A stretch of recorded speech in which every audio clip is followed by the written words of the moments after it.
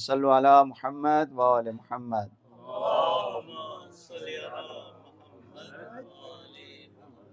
بسم اللہ الرحمن الرحیم۔ رب اشرح لی صدری ویسر لی امری واحلل عقدۃ من لسانی یفقہوا قولی۔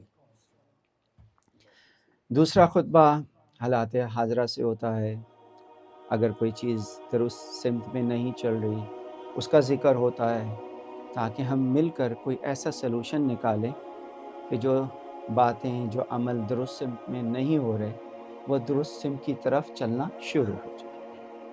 آج کل اگین سوشل میڈیا پر ایک بحث عام ہو رہی ہے اور میں شکر گزار ہوں حجت الاسلام والمسلمین علامہ سید ظہیر الحسن نقوی صاحب کا کہ آپ نے ایک اہم نقطے پر تمام مومنین کی توجہ دلائی۔ علامہ سید ظہیر الحسن نقوی ایک معروف شیعہ عالم دین ہیں اور عراق کے شہر کربلا میں واقع حرم امام حسین علیہ السلام کے خطیب منبر حرم کے طور پر جانے جاتے ہیں۔ وہ پاکستان سمیت مختلف ممالک میں بھی مجلس اعضاء سے خطاب کرتے رہے ہیں اور ان کے بیانات مختلف سوشل نیٹ ورکس پر جاری ہوتے ہیں۔ آپ نے جس اہم نقطے پر تمام مومنین کی جو توجہ دلائی ہے کہ ایک گلوکار کو منبر حسین پر بٹھا کر نوحہ پڑھوایا گیا، جو عام زندگی میں جس کا پروفیشن جو ہے وہ گانا گانا ہے، اور پھر وہ امام حسین کی زیارت کے لیے گیا اور پھر اس نے نوحہ بھی پڑھا منبر حسین پر۔ دیکھیں، نوحہ پڑھنا اچھی بات ہے، ٹھیک ہے، لیکن جب سے اس بات پر اصرار کیا مولانا نے کہ ہر ایک کو منبر رسول صلی اللہ علیہ وآلہ وسلم پر نہیں بٹھانا چاہیے، دیکھنا چاہیے کہ آخر وہ کون ہے۔ لیکن کربلا تو ہر کوئی جا رہا ہے، ٹھیک ہے۔ اب اعتراض کرنے والوں نے مولانا پر یہ بھی اعتراض کیا کہ بھائی جس کی ٹکٹ حضرت عباس علیہ السلام نے کاٹ دی ہے تو مولانا کیوں اعتراض کر رہے ہیں؟ جس کی دعوت امام حسین نے کر دی ہے تو مولانا کو اعتراض نہیں کرنا چاہیے۔ دیکھیے، یہ اپروچ نہیں ہونی چاہیے۔ مولانا جو کہنے چاہ رہے ہیں کہ اگر انسان سچے دل سے توبہ کر کے حرم امام حسین میں داخل ہو گیا ہے اور توبہ یہ کرتا ہے کہ جو گناہ میں کما رہا تھا اپنی زندگی میں اپنے پروفیشن کی وجہ سے یا کسی اور کی وجہ سے، میں وہ گناہ دوبارہ نہیں کروں گا، یہ توبہ کر کے آتا ہے تو ہماری سر آنکھوں پر ہے۔ لیکن اربعین میں کیا ہوتا ہے کہ انڈین فلم انڈسٹری کے جو مسلمان ہیں وہ بھی اربعین میں پہنچے ہوتے ہیں، لوگ امام حسین کی زیارت کرنے کی بجائے ان کے ساتھ سیلفیاں بنا رہے ہوتے ہیں۔ پھر اسی طرح یہی جس طرح یہ گلوکار ہے، اس کو ممبر پہ بٹھا دیا، ٹھیک ہے، اور پھر لوگوں کی توجہ جو ہے ساری اس کی طرف ہے۔ ہاں، اگر اس گلوکار نے سنگر نے پرومس کر لیا اللہ تعالیٰ سے کہ میں اب آئندہ کبھی گانا نہیں گاؤں گا، ایسی چیزیں نہیں اختیار کروں گا جس سے اللہ کا رسول اور اہل بیت ناراض ہوتے ہیں، تو ویل اینڈ گڈ، آئے 100 مرتبہ پڑھے۔ لیکن جو یہ اعتراض کر رہا ہے کہ جس کو دعوت امام حسین نے دے دی ہے تو مولانا کون ہوتے ہیں اس پر اعتراض کرنے پر، میرا یہ جواب ہے، دیکھیں اربعین میں عیسائی بھی آتے ہیں، ہندو بھی آتے ہیں اور مذہب سے تعلق رکھنے والے بھی آتے ہیں، کیا سب کو ممبر پہ بٹھا دیں؟ نہیں بٹھا سکتے نا۔ ممبر پہ تو دیکھ بھال کے نہ ہوتا ہے نا کہ اگلا کون ہے، اس کی بیک گراؤنڈ کیا ہے، تو پھر انسان جو ہے وہ ممبر رسول کا تقدس۔ آپ نے دیکھا ہوگا کہ علماء حضرات جب ممبر پہ بیٹھنے لگتے ہیں تو سب سے پہلے اس کا بوسہ لیتے ہیں۔ کیوں؟ یہ ممبر ریلیٹڈ ہے رسول خدا صلی اللہ علیہ وآلہ وسلم سے،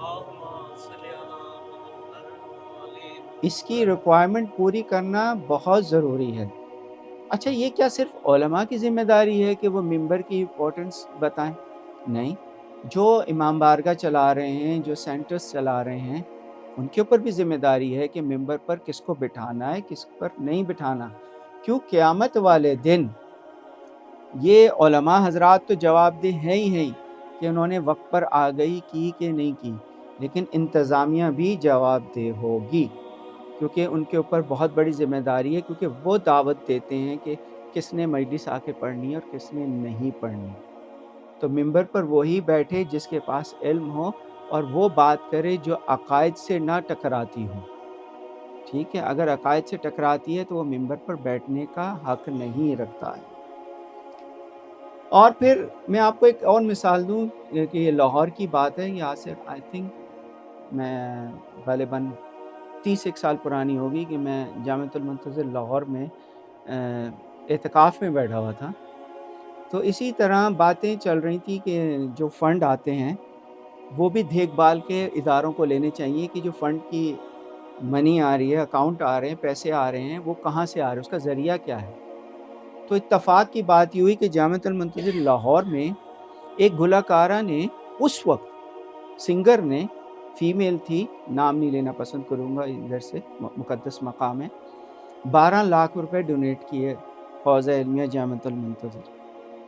تو اس وقت غالباً یا آیت اللہ سید حافظ ریاض حسین نجوی صاحب یہ تھے یا اور تھے، مجھے صحیح طرح نام نہیں ہے. جب انہوں نے آج کے کروڑوں میں ہو گئی یہ 12 لاکھ، ٹھیک ہے، جب انہوں نے دریافت کیا کہ یہ پیسے کہاں سے آئے ہیں تو ان کو پتہ چلا کہ ایک گلوکارہ ہے جو فلموں کے لیے گاتی ہے، ڈفرینٹ گانے گاتی ہے، اس کی کمائی کے یہ پیسے ہیں. تو انہوں نے وہ پیسے واپس کر دیے کہ ہم اس کو قبول نہیں کریں گے. کیوں؟ کہ یہ کمائی صحیح ذریعے سے نہیں ہوئی. تو جب ایک گلوکار کی کمائی نہیں لگ سکتی اداروں میں تو وہ گلوکار ممبر پہ کیسے بیٹھ سکتا ہے؟ ٹھیک ہے نا.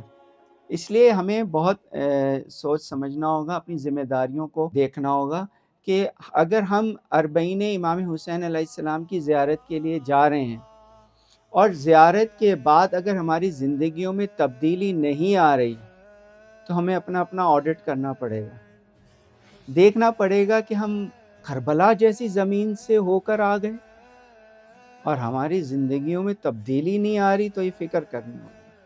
اربعین امام حسین علیہ السلام کی زیارت کے بعد اگر میری بہن واپس آ کر، جس ملک سے بھی گئی، اپنے ملک میں واپس آ کر بے پردہ پھرتی ہے تو اس کو غور کرنا چاہیے وہ کس در کی زیارت کر کے آئی تھی. کیا اس کو امام حسین علیہ السلام کی شہادت کا شعور نہیں؟ بی بی زینب کے بے ردا ہونے کا شعور نہیں؟ اگر اربعین امام حسین علیہ السلام کی زیارت کرنے کے بعد میرا بھائی واپس آ کے بے نمازی رہتا ہے تو اس نے کربلا میں جو ظہرین کی نماز ادا ہوئی تھی، امام حسین علیہ السلام اور 72 شہداء نے جو کربلا میں نماز ادا کی تھی، وہ اس نماز کی معرفت حاصل نہیں ہو سکی. تو اربعین امام حسین علیہ السلام جانا یہ نعمت خدا ہے. اس نعمت سے فائدہ اٹھائیں، اس سے معرفت حاصل کریں. اگر اربعین امام حسین علیہ السلام جا کر انسان معرفت حاصل نہیں کرتا اور اس کی زندگی ویسے ہی رہتی ہے تو اس کو پھر سوچنا ہوگا، اس کو یہ دیکھنا ہوگا ایسا کیوں ہے. تو انشاءاللہ اللہ تعالیٰ سے دعا یہ ہے کہ پروردگار جب بھی ہم واپس آئیں اربعین امام حسین علیہ السلام سے تو ہم اپنے آپ کو گناہوں سے دور رکھیں، ہم نمازوں کو اپنا ساتھی بنائیں، قرآن سے مضبوط رشتہ جوڑیں، اہل بیت کے فرامین پر عمل کریں اور پھر ایسی زندگی گزاریں جو اللہ کے رسول اور اہل بیت کو پسند ہے.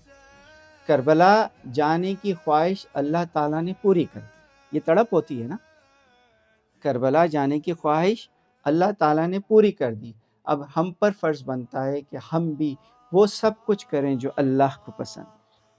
اللہ تعالیٰ ہم سب کو حق کہنے اور حق پر عمل کرنے اور حق سننے کی توفیق عطا فرمائے. بسم اللہ الرحمن الرحیم. قل هو اللہ احد اللہ الصمد لم یلد ولم یولد ولم یکن له کفوا احد. صلی علی محمد و علی محمد.